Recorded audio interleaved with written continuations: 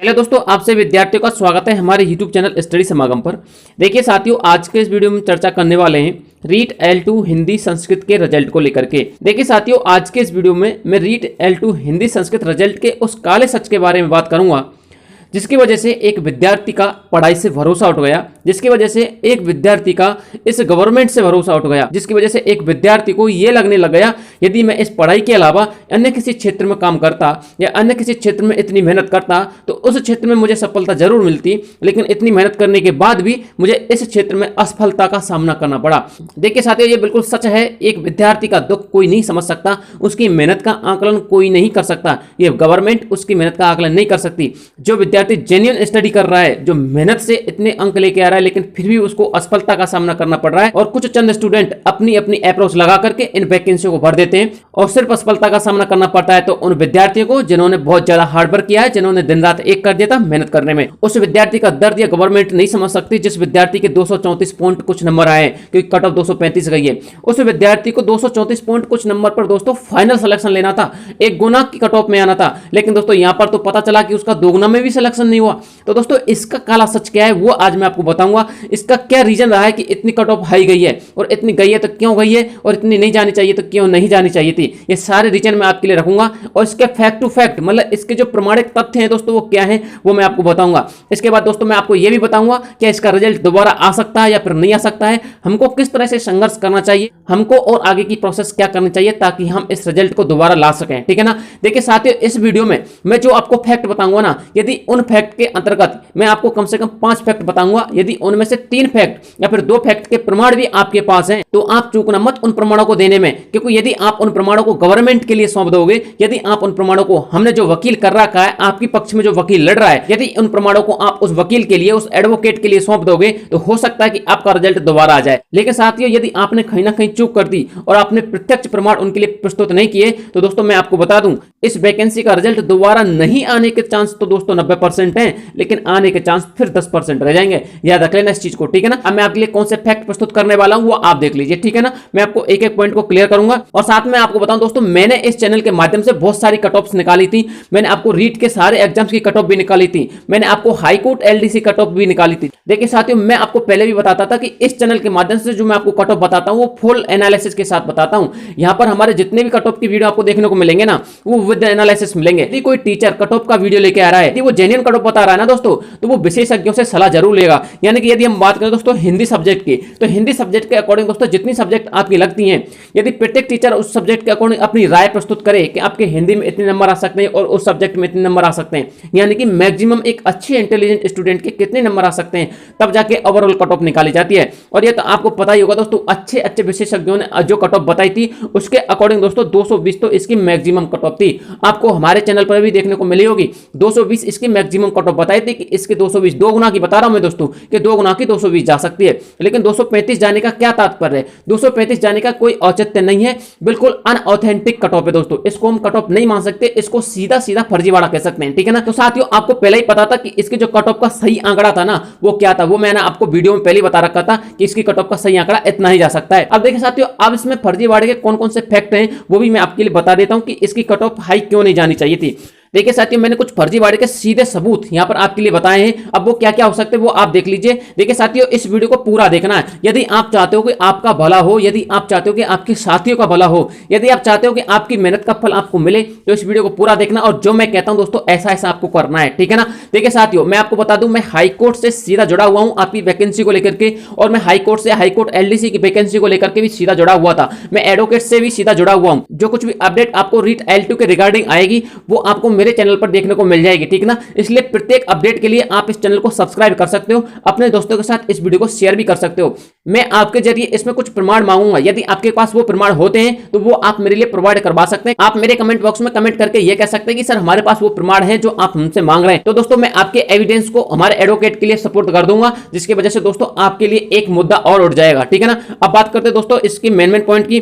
देखिए साथियों, negative marking होने के बावजूद ही कट ऑफ आपकी हाई जाती है। आपको पता ही है जिस किसी भी एग्जाम में नेगेटिव मार्किंग नहीं होती ना, उसकी भी कट ऑफ दोस्तों इतनी नहीं जाती जितनी इसकी गई है। आप हाई कोर्ट एलडीसी का नेगेटिव मार्किंग नहीं था, हाई कोर्ट एलडीसी में उसका रिटन एग्जाम देख लीजिए, उसके रिटन एग्जाम में कितनी गई थी दोस्तों, उसके रिटन एग्जाम में 220 230।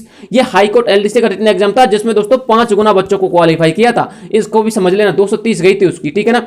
अब बात करते दोस्तों रिटन एग्जाम में भी जब आपकी इतनी हाई नहीं जाती तो इसमें तो दोस्तों आपके नेगेटिव मार्किंग थी, नेगेटिव मार्किंग कोई 1/4 की नहीं थी, नेगेटिव मार्किंग 1/3 की थी, फिर भी इतनी हाई कट ऑफ गई है। ये तो सीधा सीधा फर्जीवाड़ा हुआ, ये तो आपको भी पता है और हमको भी पता है। अब लेकिन हमारी गवर्नमेंट करती क्या है, हाईकोर्ट करता क्या है, एविडेंस के ऊपर काम करता है। अब एविडेंस है ही नहीं तो हम करें क्या। अब बात करें दोस्तों आपके अगले पॉइंट की, मेरे पास बहुत सारे स्टूडेंट्स के जो है दोस्तों ईमेल आए थे और व्हाट्सएप पर भी उन्होंने व्हाट्सएप किया था, उन्होंने कहा था कि सर रोल नंबर बार बार रिपीट हो रहे हैं, यानी बहुत सारे स्टूडेंट के रोल नंबर बार बार रिपीट हो रहे हैं। एक बात बताइए दोस्तों, यदि बहुत सारे स्टूडेंट के रोल नंबर बार बार रिपीट हो रहे हैं तो उनकी वैकेंसी को फिल कौन करेगा। यदि एक स्टूडेंट का रोल नंबर 5 बार रिपीट होता है और उसको लेनी है दोस्तों 1 सीट, तो 4 सीटों पर भी उसने कब्जा कर रखा है। यहां पर 4 स्टूडेंटों का सिलेक्शन होना चाहिए था, अब वो एक स्टूडेंट 5 जगहों पर सिलेक्शन ले रहा है, अब उसका जिम्मेदार कौन होगा। यदि दोस्तों आपको कहीं ऐसा प्रमाण मिलता है कि एक रोल नंबर बार बार रिपीट हो रहा है तो दोस्तों मेरा आपसे निवेदन है, आप मेरे को डायरेक्ट मेल कर सकते हैं या फिर डायरेक्ट मैसेज कर सकते हैं, ठीक है ना। मैं आपके इस मुद्दे को एडवोकेट तक पहुंचाऊंगा और आपके इस वैकेंसी के रिजल्ट को दोबारा लाने के लिए भरसक प्रयास करूंगा, ठीक है ना। अब बात करते हैं दोस्तों आपके अगले पॉइंट की। अगला पॉइंट है दोस्तों रिजल्ट सबसे अंत में क्यों आया। एक बात बताइए साथियों, जब सबसे ज्यादा वैकेंसी आपकी होती है एसएसटी की, एसएसटी के बाद दोस्तों सबसे ज्यादा वैकेंसी आपकी होती है हिंदी सब्जेक्ट की, तो तब दोस्तों एसएसटी का रिजल्ट आया था तो उसके बाद ही हिंदी सब्जेक्ट का रिजल्ट आना चाहिए था। लेकिन गवर्नमेंट है दोस्तों चालाकी खेल रही है, वो चालाकी दोस्तों ये खेल रही है, यदि हम हिंदी सब्जेक्ट का रिजल्ट पहले दे देंगे तो हो सकता है आने वाली जो सब्जेक्ट है ना, जैसे यदि वो हिंदी सब्जेक्ट का रिजल्ट अंत में ना देकर के पहले दे देते और उसके बाद दोस्तों आपका इंग्लिश का, मैथ का, गणित का, विज्ञान का इनका रिजल्ट देते तो होता क्या दोस्तों, इसके चलते दोस्तों स्टूडेंट जो है आंदोलन कर देते और हो सकता है दोस्तों कि गवर्नमेंट जो है उसका रिजल्ट जारी ना कर पाए, यानी कि अन्य सब्जेक्टों का रिजल्ट जारी ना कर पाए। तो ये दोस्तों सबसे बड़ा मुद्दा है, इन्होंने सबसे अंत में हमारे लिए रिजल्ट प्रस्तुत क्यों किया, इन्होंने सबसे अंत में हमारा रिजल्ट क्यों दिया, ऐसे क्या रीजन थे कि इन्होंने हमारे अंत में सबसे रिजल्ट दिया था, ठीक है ना। अगले पॉइंट पे बात करते हैं दोस्तों, इसमें कम अंक वाला भी बंदा पास हुआ है क्या, कम अंक वाला भी। जब आपने देखा था दोस्तों आपकी कट ऑफ जब 235 गई है, ठीक है ना, जब आपकी कट ऑफ 235 गई है तो कम अंक वाला जो विद्यार्थी 220 लेके आ रहा है उसका भी सिलेक्शन यहाँ पर देखने को मिला है।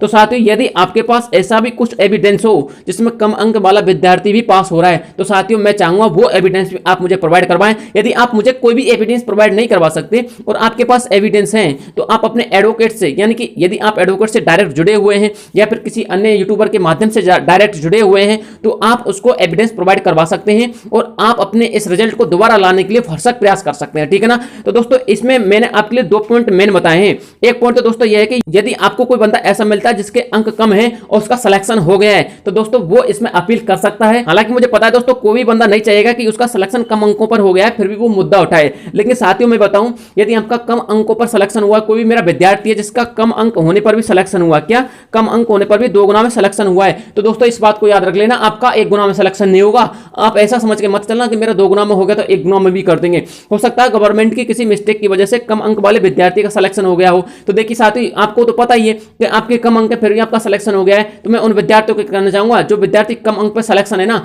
आप ऐसा सोच के मत चलना कि आपका 1 गुना में भी सिलेक्शन हो जाएगा। आप इस चीज का दोस्तों मुद्दा बनाओ और उन भाइयों का समर्थन करो जिन भाइयों का सिलेक्शन होने से ही बचा है, यानी कि कुछ अंकों की वजह से 1-2 नंबर की वजह से सिलेक्शन होने के लिए बचा है। तो दोस्तों आपको करना क्या है, आपको उन भाइयों के समर्थन के लिए अपना रोल नंबर, अपने रिजल्ट सारे को सेंड कर देने हैं ताकि उनको पता चल जाए। आप इस भ्रांति में मत रहना कि आपका 1 गुना में भी सिलेक्शन हो जाएगा, ये बिल्कुल नहीं कह सकते दोस्तों, क्योंकि जब 1 गुना की कट ऑफ जाएगी ना तो इससे हाई जाएगी और उस कंडीशन में दोस्तों आपको निकाल दिया जाएगा, ठीक है ना। तो आप इस भ्रम में मत रहना कि आपका सिलेक्शन 1 गुना में हो जाएगा, ठीक है ना। यदि आपके पास ऐसी कोई कंडीशन वाला कोई स्टूडेंट है, यदि आप खुद भी इस कंडीशन से बिलोंग कर रहे हैं तो आप जल्द से जल्द उन भाइयों के साथ संपर्क करें या फिर हाईकोर्ट के एडवोकेट के साथ संपर्क कर लें, क्योंकि आपका एक प्रयास बहुत सारे विद्यार्थियों की जिंदगी को सफल बना सकता है, ठीक है ना। अब बात करते हैं दोस्तों अपने अगले पॉइंट की। तो साथियों यदि आपको कोई ऐसा स्टूडेंट मिलता है, यदि आपका कोई ऐसा विद्यार्थी है जो कम अंक वाला है फिर भी उसका सिलेक्शन हो गया है और वो इस चीज का मुद्दा बनवाना चाहता है तो दोस्तों संपर्क कर सकता है। दूसरा पॉइंट दोस्तों, यदि आपको ऐसे पॉइंट मिल रहे हैं कि बार बार रोल नंबर रिपीट हो रहा है तो आप दोस्तों जितने एविडेंस हो उतने एविडेंस कलेक्ट कर लीजिए और आप उनको एडवोकेट के लिए सुपुर्द कर दीजिए, ठीक है ना। और जिन भाइयों ने रेट लगा रखी है उनके लिए भी दोस्तों आप इसको सुपुर्द कर सकते हैं, ठीक है ना। अब बात करते हैं दोस्तों इसके अगले पॉइंट की। अगला पॉइंट है दोस्तों इसमें कि इसका रिजल्ट दोबारा आएगा या फिर नहीं आएगा। देखिए साथियों मैंने आपको यहाँ पर 2 फैक्ट बताए हैं। एक फैक्ट तो है दोस्तों कम अंक वाला विद्यार्थी भी पास हो गया, दूसरा फैक्ट है दोस्तों रोल नंबर रिपीट यानी रोल नंबर बार बार रिपीट हो रहे हैं, यदि आपके पास इन दोनों चीजों के एविडेंस हैं तो दोस्तों मैं 100% कह सकता हूं आपका रिजल्ट दोबारा आएगा। कोई भी बंदा ऐसा नहीं है दोस्तों जो आपके रिजल्ट को रोक सकता है, ना गवर्नमेंट में इतनी पावर है जो आपके रिजल्ट को दोबारा आने से रोक सकती है, ठीक है ना। तो आपका रिजल्ट 100% दोस्तों दोबारा आएगा यदि आपके पास ये दोनों एविडेंस हैं, ठीक है ना। यदि ये दोनों एविडेंस हैं तो आप दोस्तों इनको फटाफट सेंड कीजिए, या फिर आप मेरे लिए डायरेक्ट मैसेज कीजिए, या फिर अपने एडवोकेट के द्वारा, या फिर जिस भाई ने रिट लगा रखी है उस भाई को सेंड कर दीजिए, ठीक है ना, ताकि आपका रिजल्ट दोबारा आने के फुल चांस हो जाए। देखिए साथियों, दो ही कंडीशनों में आपका रिजल्ट आ सकता है। अब बात करते हैं दोस्तों, यदि आपके पास ये कंडीशन बिलोंग नहीं करती है ना कि कम अंक वाला विद्यार्थी आपको नहीं मिलता है। देखिए पास तो बहुत सारे विद्यार्थी हुए हैं जिनके कम अंक हैं, ठीक है ना, फिर भी वो अपनी बातों को छिपाए हुए हैं, ठीक है ना। लेकिन अगर आपको ऐसे विद्यार्थी मिलता नहीं है तो दोस्तों इस कंडीशन में, और दोस्तों यदि आपको रोल नंबर बार बार रिपीट वाले रोल नंबर आपको ज्यादा मात्रा में नहीं मिलते, यदि आपको 1 से 10 या 10 से 20 रोल नंबर भी मिल जाते हैं ना ऐसे जो बार बार रिपीट हुए, तो दोस्तों फिर भी चांसेस बन जाते हैं कि आपका रिजल्ट दोबारा आएगा, ठीक है ना। लेकिन साथियों यदि दोनों ही कंडीशन आपको बिलोंग नहीं करती है, ये भी नहीं करती है और ये भी नहीं करती है, और इसके एविडेंस अगर आप प्रोवाइड नहीं करवाओगे, ठीक है ना, यदि आप छुपाकर बैठ जाओगे, ठीक है ना, तो उस कंडीशन में क्या होगा दोस्तों, उस कंडीशन में ये होगा आपके रिजल्ट आने के चांस यानी कि दोबारा आने के चांस दोस्तों 10% रहेंगे, और दोस्तों 90% चांस रहेंगे कि यही रिजल्ट आपका रहेगा। अब बात करते हैं दोस्तों, ये यही रिजल्ट रहेगा तो जो अपना केस चल रहा है कोर्ट में वो क्या चल रहा है दोस्तों, केस चल रहा है दोस्तों आपके रिट को लेकर के, दोस्तों केस चल रहा है उन क्वेश्चंस को लेकर के जिन क्वेश्चंस के आंसर चेंज कर दिए, ठीक है ना। इसके रिगार्डिंग कोई केस नहीं चल रहा है कि इसका रिजल्ट दोबारा आए, ना ऐसा कोई साक्ष्य प्रस्तुत किया जा रहा है एडवोकेट के माध्यम से कि इसका रिजल्ट दोबारा आए। यदि ये तीनों कंडीशन बिलोंग कर गई, यानी कम अंक वाला भी बिलोंग कर गया और उन्होंने सबसे अंत में रिजल्ट क्यों आया इसका भी उन्होंने प्रमाण नहीं दिया, तो दोस्तों इस कंडीशन में आपका रिजल्ट दोबारा आएगा, इसके फुल चांस हैं। अब मैंने दोस्तों आपके सामने दोनों कंडीशन रख दी है कि रिजल्ट आपका दोबारा कब आ सकता है और कब नहीं आ सकता। देखिए साथ ही बहुत सारे विद्यार्थी ऐसे हैं जिनका सिलेक्शन हो गया है, ठीक है ना, यानी कि 235 कट ऑफ गई है, उनके फिक्स 235 या 236 नंबर है। तो दोस्तों इतना तो आपको पता ही है, 236 पे भी सिलेक्शन नहीं है, 237 पे भी सिलेक्शन नहीं है,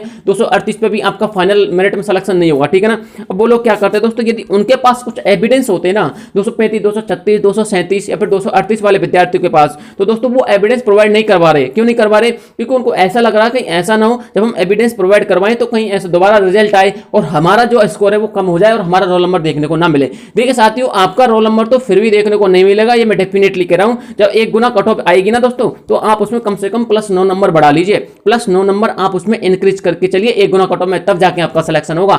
यदि आपके पास एविडेंस है और आप उन लोगों का भला कर सकते हो जो लोग कुछ अंकों से रह रहे हैं, तो दोस्तों इसके साथ साथ आपका भी भला हो जाएगा। क्यों हो जाएगा दोस्तों? क्योंकि दोस्तों जब दोबारा रिजल्ट आएगा ना, तो दोस्तों आपका रिजल्ट दोबारा आने की वजह से कम जाएगा। ये आप देख लेना, कट ऑफ कम जाएगी कम से कम 10 से लेकर के 20 नंबर, ठीक है ना।